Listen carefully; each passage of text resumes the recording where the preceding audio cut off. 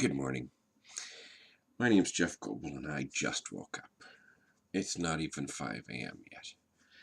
But I had an interesting evening of glorious frustration dreams, which are kind of what I call nightmares. A lot of thinking about my issues and my problems, and I decided to speak to the camera right away instead of writing things down and forgetting them.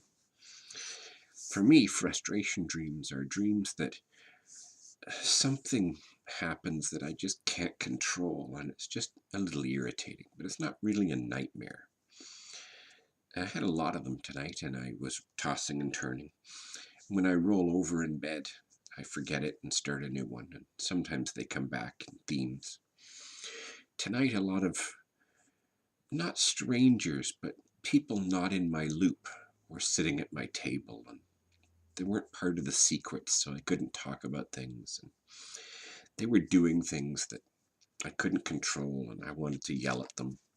For a while, I was driving around with my grandfather, and the engine light came on, and I had to keep telling him, stop the car, pull in there, don't turn the car on. And he'd turn the car on to roll the windows down, and I'd say, don't turn the car on. And then the technician came over and told him all the things that were wrong, and then he'd try and drive the car again. And it was very frustrating. I hate yelling. I hate anger. So I remembered a documentary that I'd seen a few years ago. I tried to watch it twice, I think, because I saw it in the TV guide listings and thought, oh, I wonder what that's about, and then forgot it, and 10 years later saw it.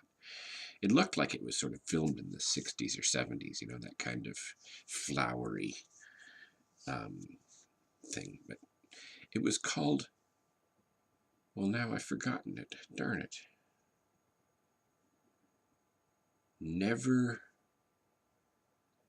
Oh, darn. That was the premise of my whole video today.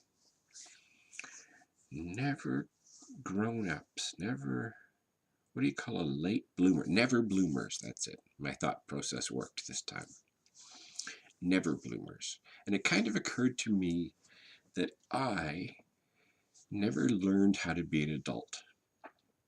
Now, in this movie, lots of people said they didn't feel like adults. That they were asked a question, when did you first feel like an adult? And people say, well, never.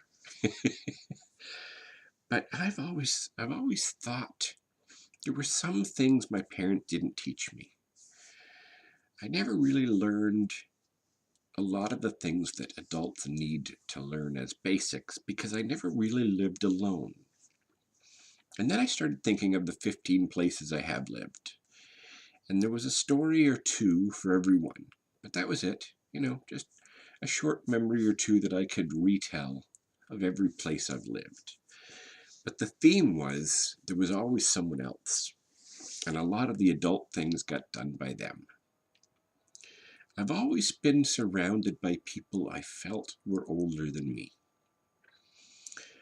I think it's an interesting side effect, or side fact, that in today's society, I don't see people being called by their last name, like Mr.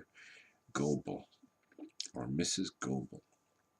I see them being called by their first name, even by young kids. I have never been called Mr. Goebel, except maybe not even at the doctor's office. They call me John there because my health card is my first name and second name instead of just Jeff, which is what people call me. But I have met a lot of friends and neighbors, and my circle of friends includes a lot of people who have since had children, and they hang out with me occasionally, and they don't call me Mr. Goebel.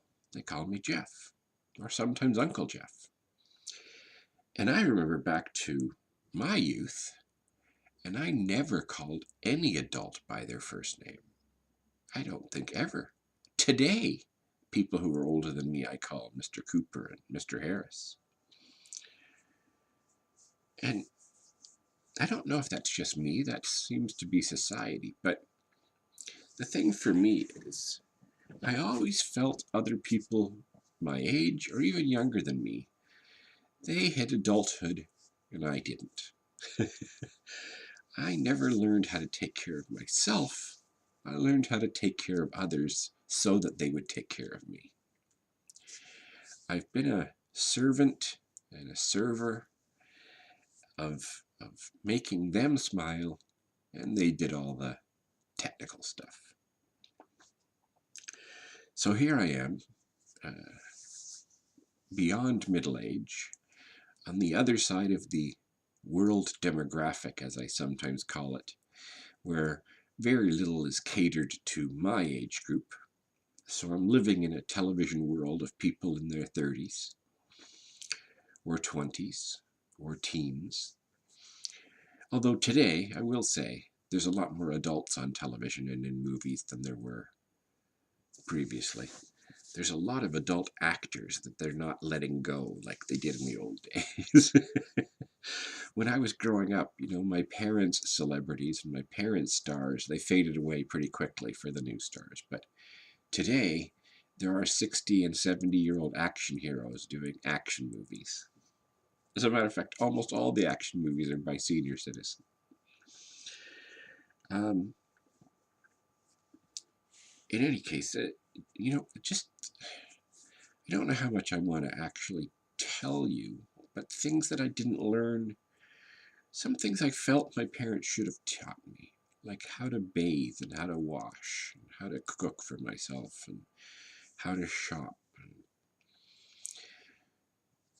I didn't learn a lot of those. Now, of course, I know how to shower and how to wipe myself on the toilet, but I learned those things myself, and I'm not sure everyone did, and I'm not ever sure that I do it right.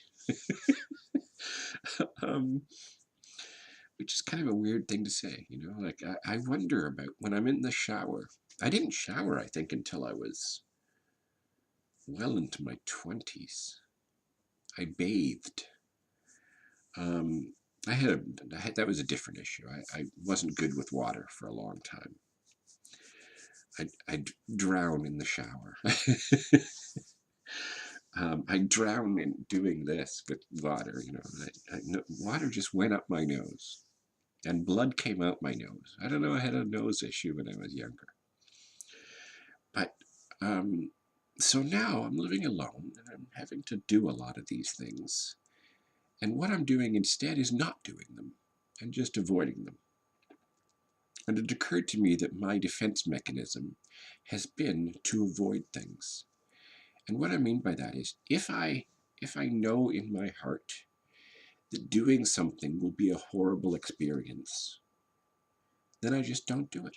I put it off because I know if it's horrible today, it will be the same kind of horrible tomorrow or when something in the world forces me to do it. And that's the dilemma I'm having right now with looking for a job. I know that it's hard. I know that I don't enjoy it. So I'll do it tomorrow. It'll be hard and I won't enjoy it tomorrow. And if tomorrow, what about next week? So every Friday I look back and I go, okay, that was a week I didn't really worry about getting a job. It'll be horrible when I really need to get a job. When I'm kicked out of this house and moved into another one. And so then I started thinking about my 15 moves again, and I thought how everyone transitioned. I found a new roommate. I found a new companion to be the adult in the relationship. And sometimes it was, I had a brief moment of singleness in one house, but couldn't really afford it, so we found someone. And it was a customer once. It was someone else's friend once. It was, it's been a different person every time, flipping between male and female. But it was always an emergency find, and man, it worked out perfect. I have stories. So now I think, okay, what I need to do is find a roommate again. But it's a lot harder at my age because unless you're, well, people are going to assume you're gay if you have a male roommate. And if you have a female roommate, they're going to assume that you're in a relationship. And either one of those is a lot harder to find than just a roommate. Especially since the only apartment I could find was a single. So a roommate doesn't have a place to stay here, which was probably a mistake, but it was the way it had to be. So it was an interesting evening of dreams and revelations, and I woke up with the excitement of journalizing it into the camera. And I've done so. But as is many things with Jeff videos, there is no end. There's no way to sum it up and conclude and say that I've learned from it. I just liked the ride. And the ending, well, we'll put that off till tomorrow. So I need an ending. I need a solution. I need either a roommate, or I need to learn how to be an adult, or I need a lot of money to be given to me accidentally by a stranger on the street. These are all possible scenarios. There's no one in my family who will die and leave me a lot of money. Not that that's a really... People think that when they're desperate, but it's not really a nice thing to think. I have a rich uncle, but we never talk. You know, it's funny, you know, you don't like to think about rich relatives bailing you out. Not like the government. But it always frustrated me that it's impossible to comprehend the mind that isn't yours. So, just like people say, oh, I can only imagine what that's like. What that really means is I can't imagine what that's like. You know, if I lost my arm, got cut right off, and I learned to live with a prosthetic arm, people might say to me, oh, I can't imagine what that's like. Or I can only imagine what that's like. But you really can't. Losing an arm, that's a pretty major pain, like physical pain, ow. and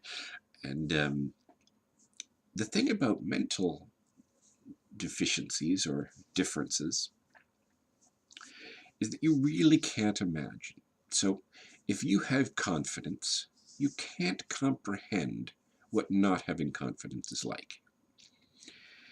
And I can't comprehend what it's like for you, except that you can do the things that I can't do. You have the confidence to do something.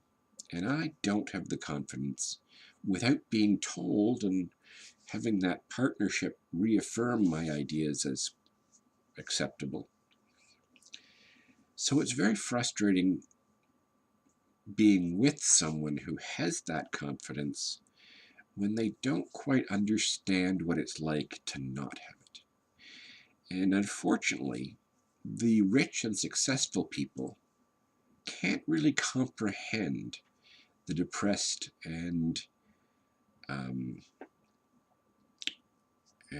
low self-esteem and lack of confidence brain. So it's a failure for them. It's a laziness. It's a, you know, it's, oh, get off your ass and do it attitude. Instead of, oh, you're missing an arm. Let me get that off the table for you. I know you can't carry a heavy bowl with one hand. You know, the media is trying to get people to understand that mental illness is invisible, but every much as real as an amputee or a blind person. There are just some things that you can't do. Now, I think that a lot of people understand phobias, but they still say, oh, get on that plane. Come on. Be a man. And I'm not a man. Now, I don't have that many phobias. I can make them up as needed as an excuse. But then I'm just sourcing the problem. No, I'm not sourcing the problem. Making up the problem. Whatever. Making an excuse. Becoming part of the problem. Letting them see that I really could get on the plane. Anyway, that was a long sermon, went off on a few different tangents, but what I meant to say really was that I have a rich uncle, but you can't ask a rich uncle for money when he doesn't understand that you're not just a lazy bum and that you can't just go out and do what he's gone out and do. He's a pretty successful guy, but we've talked 3 times in my life, I think, so it's just a fantasy. You just look for fantasies like lotteries and rich uncles. Anyway, now I'm reworking the guilt in my head with whether this video gets to come to the public, because the rich uncle might see it and think that I'm asking for money, which I'm not. I'm just, rich uncle's just a concept. But it is interesting to have someone who is your father's brother and see how different he is than your father.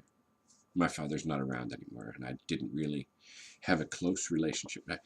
It's a weird thing. We'll get into my family in another video. Today you just learned that they didn't teach me to be an adult. I don't blame them for that.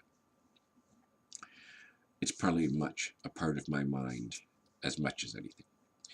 Anyway, it's now 5:10 in the morning on a Thursday. I do have things to do today. It should be a productive day. Yesterday, not so much. Started to go down fast. Started off happy. Crashed when my car failed again. Another poverty thing. Living in poverty is not as nice as living in middle class. Duh. Anyway, I hope the volume's good enough on this to save. I'm sorry that it's very orange, but I have one single light without having to go all the way across the room to turn that light on. It's the one superpower I used to wish I had, to turn the light on across the room. They always put light switches not where your bed is. I used to have a remote. That was my superpower. Gadgets. Anyway, lots of memories during tonight's dreams. I'm Jeff Goebel. This is an orange shirt blog. One I kind of liked. So we're starting our Thursday on a positive note. Thanks for watching me on Frogstar TV.